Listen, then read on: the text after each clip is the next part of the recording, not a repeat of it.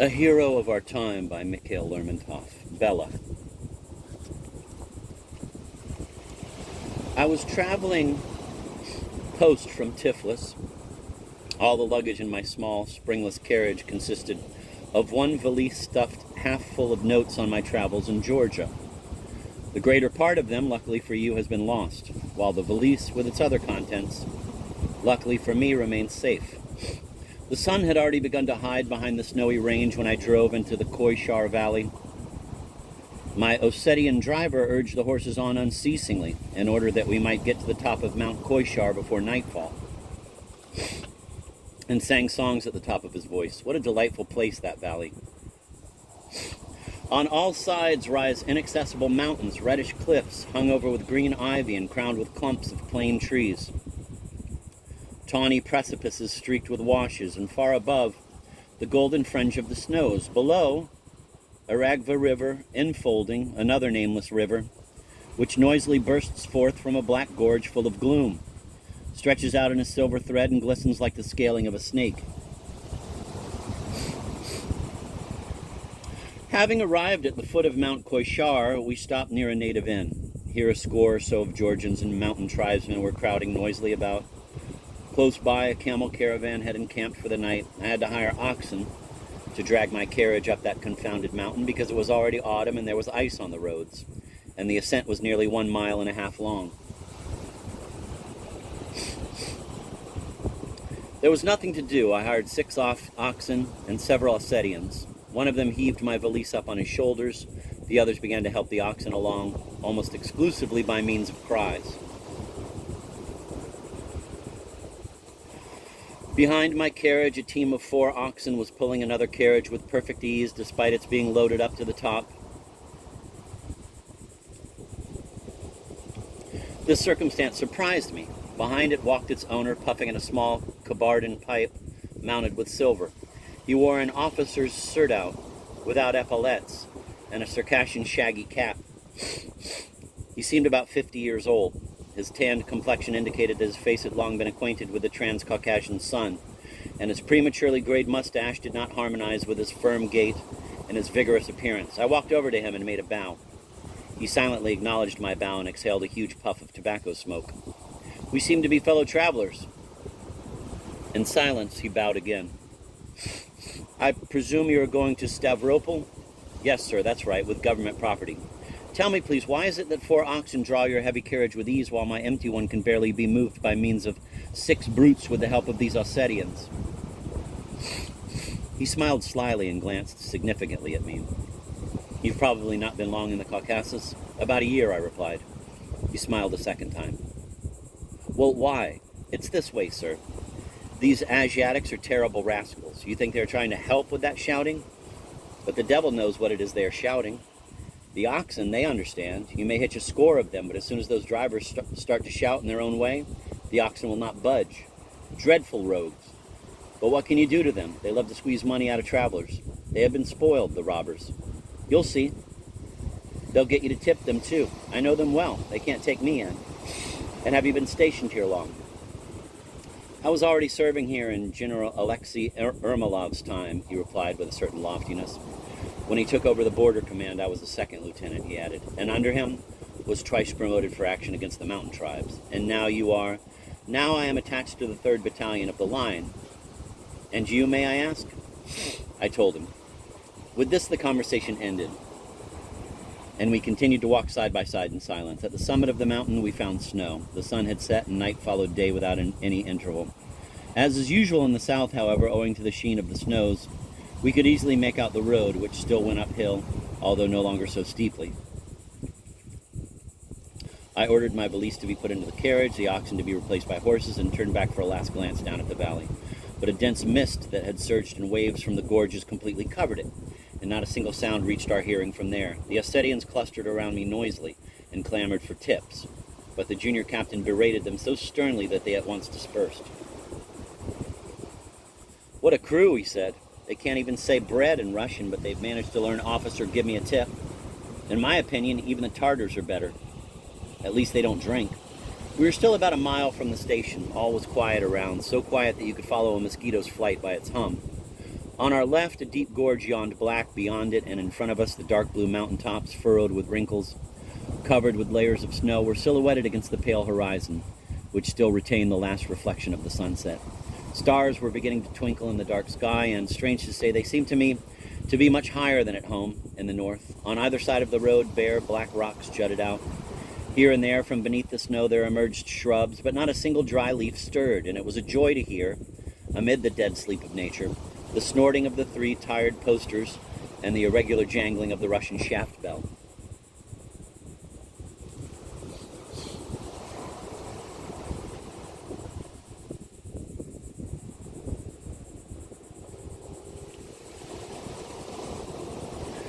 "It will be fine tomorrow," I said. The junior captain did not answer a word and pointed out to me with his finger a high mountain rising directly in front of us. "What is it?" I asked.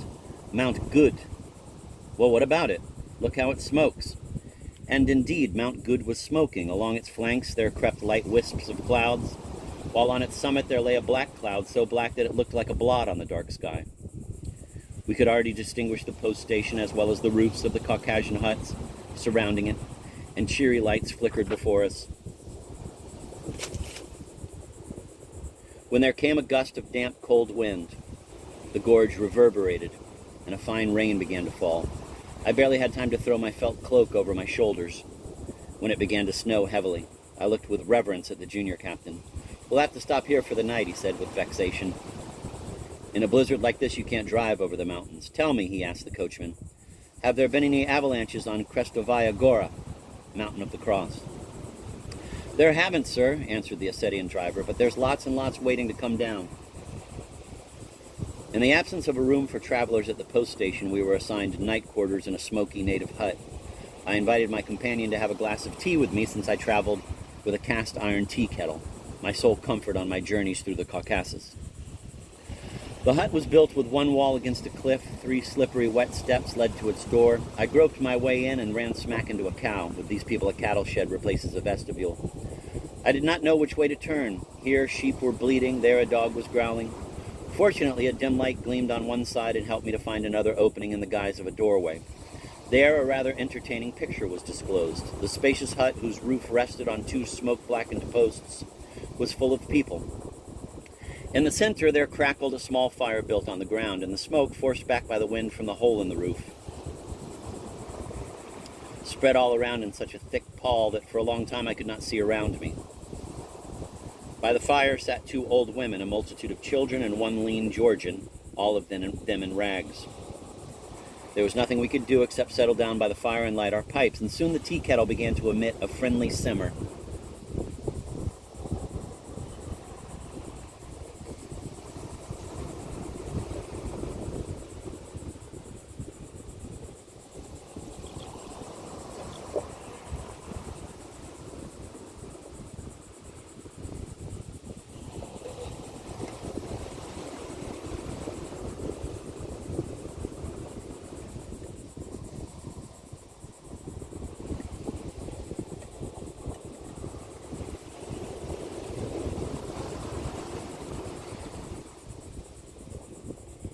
"What wretched people," I said to the junior captain, indicating our grimy hosts, who were silently gazing at us in a sort of stupor. "An extremely foolish people," he replied. "Can you imagine they don't know how to do anything and are incapable of any education? Our Kabardins, or our Chechens, though they may be robbers and paupers, are at least reckless daredevils. But these people aren't even interested in weapons. You won't see a decent dagger on a single one of them. These are real Ossetians for you." "And have you been long in the Chechen region?" "Yes, I was stationed there for about 10 years with my company in a fort near Kameny Broad, Stone Fort." "Know the place?" "I've heard of it." "Well, my good sir, we did get tired of those cutthroats. Nowadays, thank goodness, things have quieted down. But the way it used to be, you just walked 100 paces beyond the rampart, and there was bound to be some shaggy devil sitting and watching you. 1 second off guard, and it would happen. Either a lariat would be around your neck, or there would be a bullet in the back of your head. But what brave fellows!" "You've surely had a lot of adventures," I said, prompted by curiosity. "How could it be otherwise? Of course I had." At this point, he began to pull at the left end of his mustache, hung his head, and was lost in thought. I was dying to get some kind of yarn out of him, a desire peculiar to all people who travel and take notes. Meanwhile, tea was ready. I dug out of my valise 2 small traveling glasses, filled them, and set one of them in front of him. He took a gulp and said, as though to himself, "Yes, indeed." This exclamation gave me great hopes.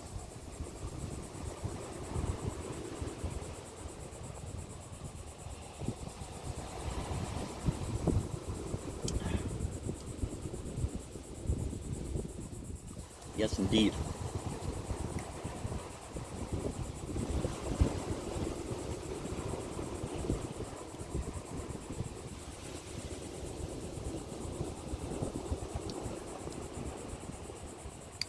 I knew that veterans of Caucasian wars like to have a talk and tell a tale.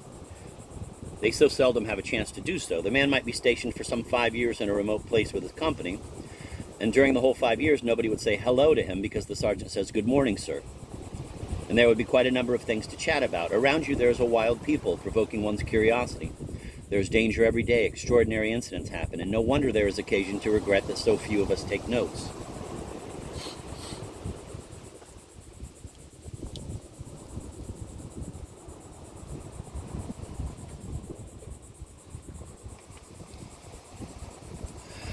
"Would you not like to add some rum?" I said to my interlocutor. "I have white rum from Tiflis. It is a cold night." "No, thanks a lot, but I do not drink." "How come?" "Well, it's like this. I made a vow to myself. When I was still a second lieutenant, we all got a little high one time. And during the night there was an alarm, so we came out lit up in front of the soldiers. And did we get it from Alexei Petrovich when he found out? Goodness, how furious he was. He very nearly had us court-martialed. And indeed, here, you go a whole year without seeing a soul, and if vodka is then added, you are a lost man."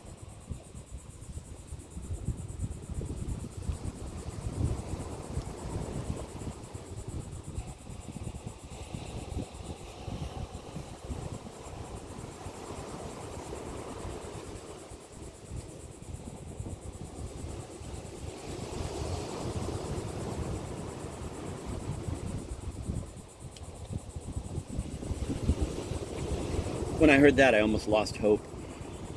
"Take the Circassians, for instance," he went on. "As soon as they get drunk on booza at a wedding or at a funeral, the knife play begins. I barely escaped once with my life, and at the house of a neutral prince at that." "How did that happen?"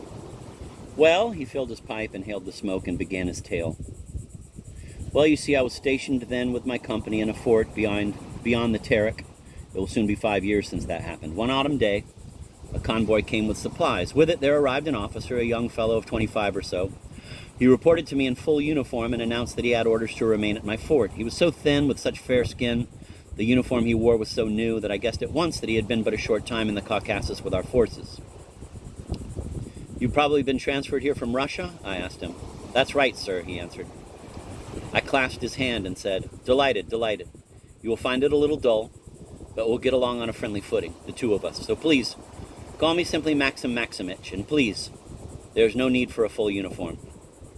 A cap will do whenever you come to see me." Quarters were given him, and he took up residence in the fort.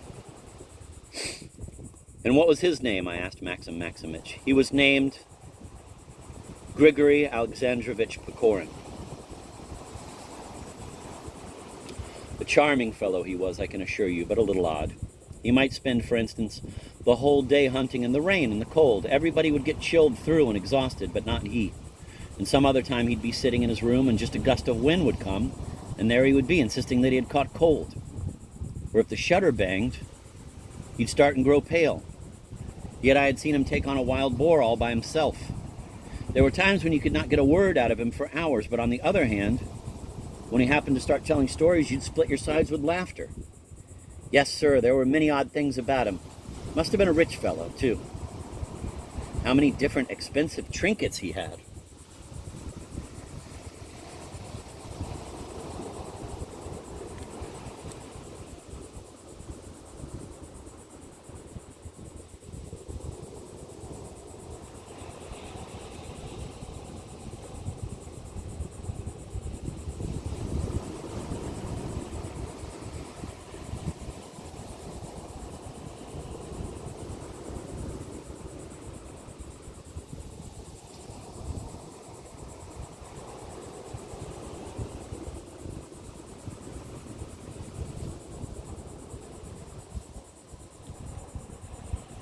Did he stay with you long?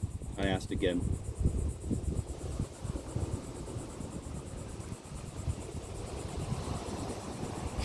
About a year, but a memorable year it was for me indeed. He caused me no end of trouble, though this certainly is not what I remember him by. You know, there really exist certain people to whom it is assigned at their birth to have all sorts of extraordinary things happen to them. Extraordinary things, I exclaimed with an air of curiosity while I poured him some more tea. Well, let me tell you, about 4 miles from the fort, there lived a neutral prince. His young son, a boy of 15 or so, took to riding over to our place. Every day he would come for one thing or another. We had really spoiled him, Pecorin and I. And what a daredevil he was, game for anything, picking up a cap at full gallop or shooting a rifle. There was one thing bad about him. He had an awful weakness for money. Once, in jest, Pecorin promised him a gold piece if he would steal for him the best goat from his father's herd. And what do you think? The very next night, there he came, dragging the goat by the horns. And sometimes we would start teasing him, and then his eyes would get all bloodshot, and his hand would at once fly to his dagger. Hey, Azamat, you won't keep your head long on your shoulders, I would say to him. Yaman, bad it will be with your head. One day the old prince himself came to invite us to a wedding. He was marrying off his eldest daughter, and we were kunaks with him. There was, therefore, no way to refuse, even though he was a tater. So we went. At his village, a lot of dogs met us with loud barking. The women hid at the sight of us. Those whose faces we were able to make out were far from being beauties. I had a far better opinion of Circassian women, said Pecorin to me. Just wait, I replied with a smile. I had something up my sleeve. A lot of people had already gathered at the prince's house with those Asiatics. You know, it is the custom to invite one and all to their weddings. We were received with all possible honors and shown into the kunak room. However, I did not forget to note where they had put our horses, just in case, you know.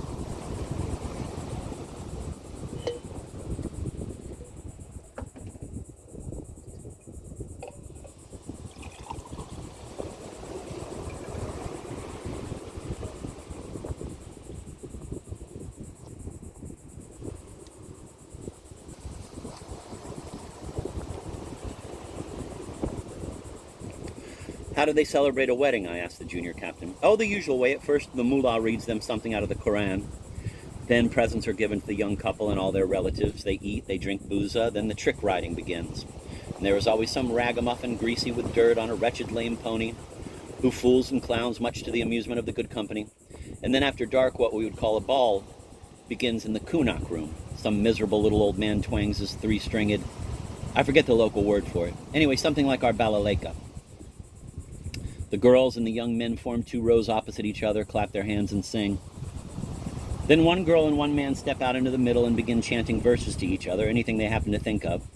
And the others pick up the refrain in chorus. Pecorin and I were sitting in the place of honor, and up to him came our host's younger daughter, a girl of about 16, and sang to him, how shall I say, a kind of compliment. And what was it she sang to him, do you remember? Yes, I believe it was like this. Svelte it went, our young warriors.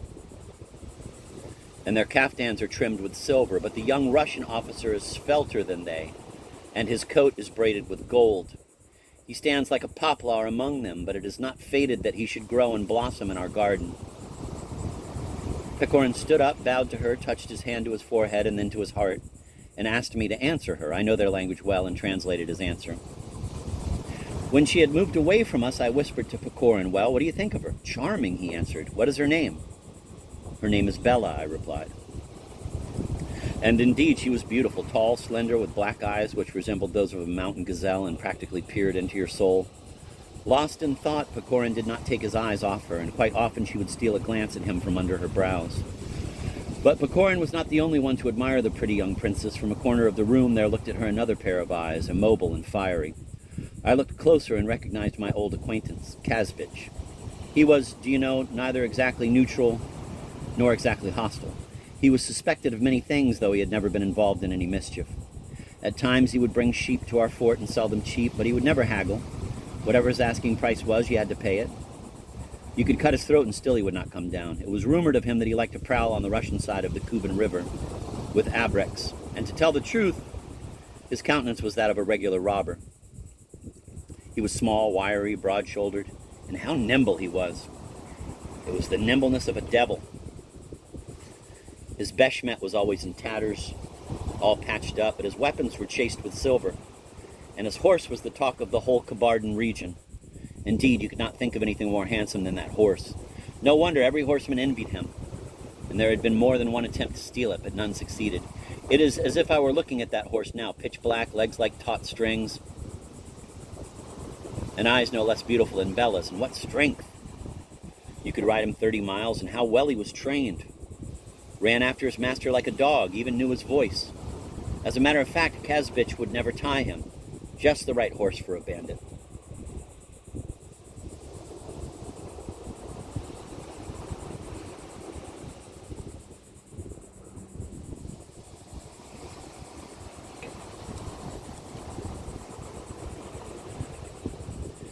That night, Kazbich was gloomier than ever, and I noticed that under his beshmet he wore a coat of mail. It is not without reason that he has that coat of mail on, I reflected. He must be planning something. It got stuffy indoors, and I went outside to get a breath of fresh air. Night was already descending upon the mountains, and a mist had begun to float in the gorges. It occurred to me to look into the shelter where our horses stood, in order to check if they had any feed, and then again it never hurts to be careful.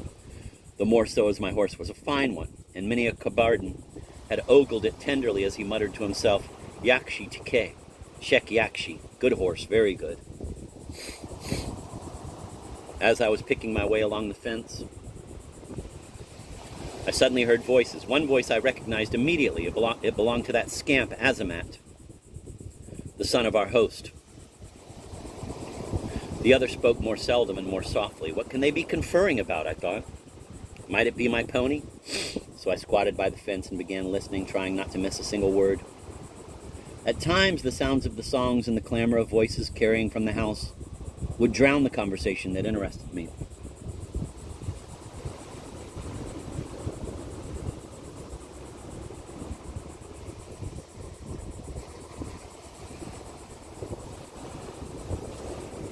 "That's a fine horse you have," Azamet was saying. "If I were master in the house and had a herd of 300 mares, I'd give half of them for your courser, Kazbich." "Aha, Kazbich," I said to myself, and recalled the coat of mail. "Yes," answered Kazbich after a pause. "In the whole of Kabarda you won't find one like it. One time, this happened beyond the Terek, I rode with the Abreks to seize Russian horse herds. We had bad luck and scattered each his own way. 4 Cossacks were tearing after me. Already I could hear the cries of the Giors behind me. And in front of me there was a dense forest. I leaned forward in the saddle and trusted myself to Allah, and for the first time in my life insulted my horse with a blow of the lash.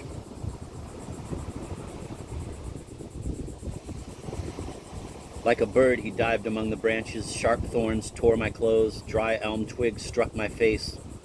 My horse jumped over tree stumps, tore the brush apart with his chest. It would have been better for me to abandon him at the forest edge and disappear in the woods on foot, but I could not bear to part from him. And the Prophet rewarded me. Several bullets whined above my head. I could already hear the dismounted Cossacks running in pursuit.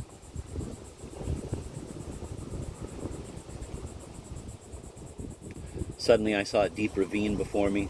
My courser hesitated and then jumped. His hind hooves slipped back from the far edge and he hung by his front legs. I abandoned the reins and tumbled into the ravine. This saved my steed and he scrambled up.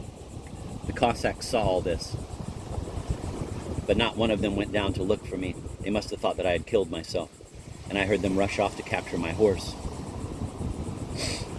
My heart bled. I began crawling through the thick grass along the ravine, then took a look. The forest had come to an end. Several Cossacks rode out into a clearing, and there came my Karagosh, galloping right upon them. They all took off after him, yelling. For a long time they pursued him, and one in particular very nearly got a lasso over his head a couple of times. I trembled, lowered my eyes, and began to pray. A few seconds later, I raised them again and saw my Karagiaj flying with streaming tail, as free as the wind.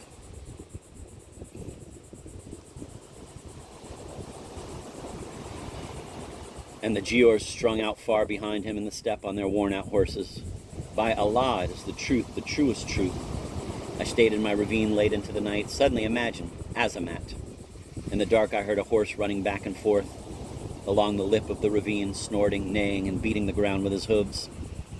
I recognized the voice of my Karagyosh. It was he, my comrade. Since then, we have never parted.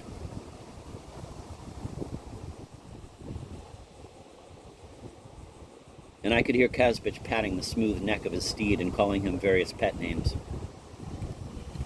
If I had a herd of 1,000 mares, said Azamat, I'd give them all to you in exchange for your Karagyosh.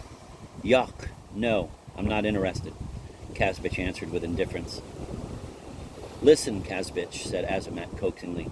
You're a good man. You're a brave warrior. Now my father is afraid of the Russians and won't let me join the mountain bands. Give me your horse, and I'll do anything you want. I'll steal for you my father's best rifle or sword, anything you might desire. And his sword is a real Gerda one. Just apply its edge to your hand and it will bite into the flesh of its own accord. Even a coat of mail like yours won't help. Kazbich was silent. The first time I saw your horse, Azamat went on, when he pranced under you and jumped, dilating his nostrils and flint sparks sprayed from under his hooves, something strange happened inside my soul, and since then everything became dull to me. I looked at my father's best coursers with contempt. I was ashamed to be seen on them, and heartache possessed me. And with aching heart I would spend whole days sitting on the top of a cliff, and every moment there would appear to me in thought that black steed of yours, with his graceful gait and his smooth spine as straight as an arrow. His lively eyes looked into my eyes, as though he wanted to utter words. I'll die, Kazbich, if you don't sell him to me, said Azamat in a trembling voice. I thought I heard him start crying, and you must know that Azamat was a most stubborn boy, and there was no way you could knock a tear out of him, even when he was younger. In reply to his tears, there sounded something like laughter.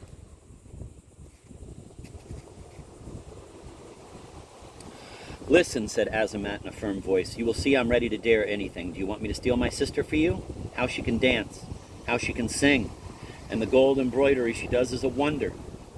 The Turkish Padishah himself never had such a wife. Do you want me to do it? Wait for me tomorrow night over there in the gorge where the torrent runs. I'll walk by with her on the way to the next village, and she is yours. Don't tell me that Bela is not worth your courser. Kazbich was silent for a long, long time.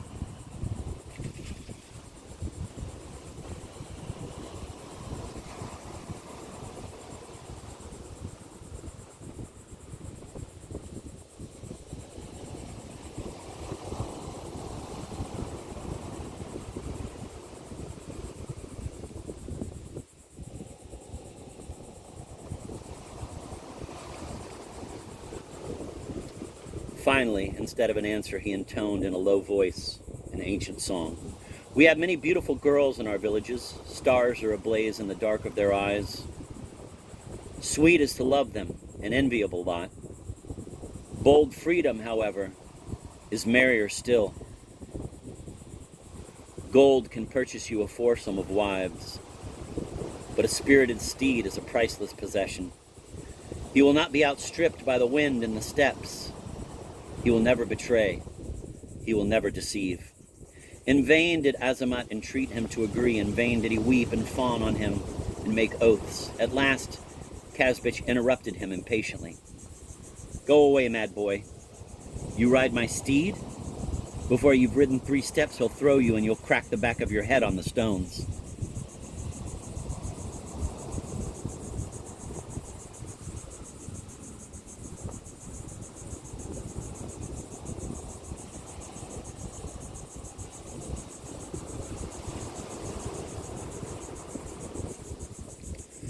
Throw me? Screamed Azamat in a rage, and the iron of a child's dagger rang against chain armor. A strong arm pushed him away, and he hit the fence so hard that it shook. Now we shall have some sport, I thought, dashed into the stable, bridled our horses, and led them out into the backyard. 2 minutes later, there was a terrible uproar indoors. Here's what had happened. Azamat had burst in, his beshmet torn, saying that Kazbich had wanted to cut his throat. Everybody dashed out, grabbed their rifles, and the sport began. There was shouting, noise, rifle shots, but Kazbich was already on his horse and was wheeling in the midst of the crowd along the street, like a devil, swinging his sword in defense.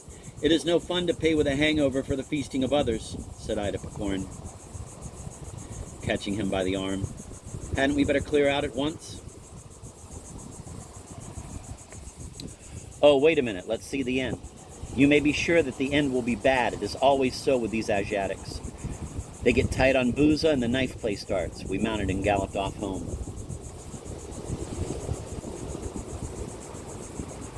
And what about Kazbich? I asked the junior captain eagerly. What would you expect to happen to that sort of fellow? He answered as he finished his glass of tea. He gave them the slip, naturally. Unhurt? I asked. Goodness only knows these bandits are indestructible. I've had occasion to see them in action, sir. For example, he may be as full of holes as a sieve and still brandish his sword. After a short silence, the junior captain stamped his foot on the ground and continued. There's one thing I'll never forgive myself. When we got back to the fort, the devil moved me to relate to Pecorin all I had overheard while crouching behind that fence. He chuckled, such a sly fellow. He had thought up something. And what was it? Do tell me, please. Well, there's nothing to be done. Since I have started this story, I'll have to go on with it. In about 4 days, Azamat rode over to our fort. As usual, he visited Pecorin, who always fed him sweetmeats. I was present. The conversation turned to horses, and Pecorin began to praise Kazbich's mount. He was so spirited, so handsome, a regular gazelle. Well, to hear him, there was not another like it in the whole world. The little Muslim's eyes sparkled, but Pecorin seemed not to notice. I would start speaking of something else, but before you knew, he had switched the talk back to Kazbich's horse. This business would go on every time Azamat came over. About 3 weeks later, I began to notice that Azamat was getting pale and pining away, as it happens from love in novels, sir. I marveled.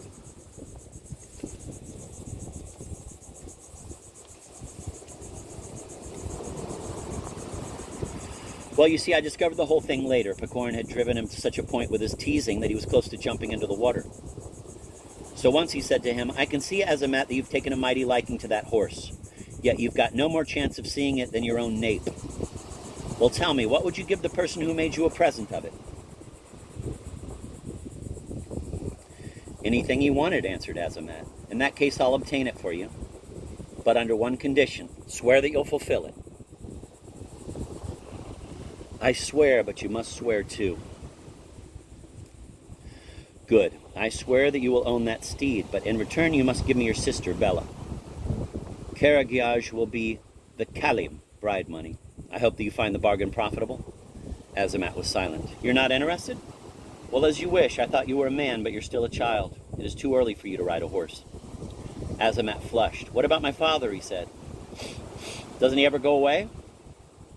True. Do you consent? I consent, whispered Azamat, as pale as death. When is it to be? The very next time Kazbich comes here. You promised to drive 10 rams over. The rest is my business. I count on you, Azamat. And so they clinched the deal, a rotten one to say the truth. I said so to Pecorin later, but he only answered that a wild Circassian girl should consider herself lucky to have such a nice husband as he, because according to their way of thinking, he was, after all, a husband, while Kazbich was a bandit who deserved to be punished. Judge for yourself. What could I say against that? But at the time, I knew nothing of their plot. Well, one day Kazbich arrived and asked if we did not need sheep or honey. I told him to bring some next day. Azamat, said Pecorin, tomorrow, Karagioj will be in my hands. If Bela's not here tonight, you'll never see that steed. All right, said Azamat, and galloped off to the village. In the evening, Pecorin armed himself and rode out of the fort.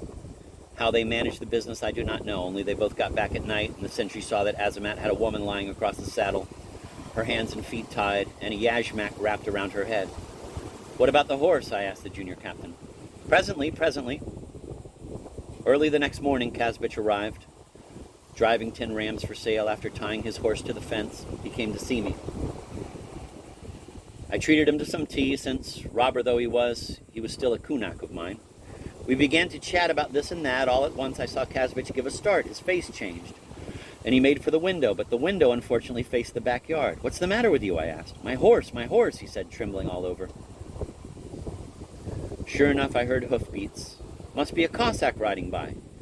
No, Yuruz Yaman, a bad Russian, he roared, and dashed headlong out of the room like a wild panther. In 2 bounds, he was in the courtyard. At the fortress gate, the sentry with his rifle barred Kazbich's path. He leapt over the rifle and dashed off down the road. Dust was whirling in the distance. It was Azamat galloping on the gallant Karagioj. Kazbich, as he ran, pulled his rifle out of its canvas case and fired. For a moment he stood motionless until he was certain that he had missed. Then he uttered a shrill scream, struck his rifle against a stone, smashing the weapon to bits. He fell on the ground and began to sob like a child. Presently people from the fort gathered around him, but he did not notice anyone. They stood around for a while, exchanged views, and went back. I had the money for the sheep placed next to him. He never touched it, but remained lying on his face as if he were dead. Would you believe it? He lay like that until late at night and the whole night through. Then next morning he came to the fort and asked to be told who the thief was. The sentry, who had seen Azamat untie the horse and gallop away on it, did not deem it necessary to conceal the truth. At the mention of that name, Kazvich's eyes flashed, and he set off for the village where Azamat's father lived.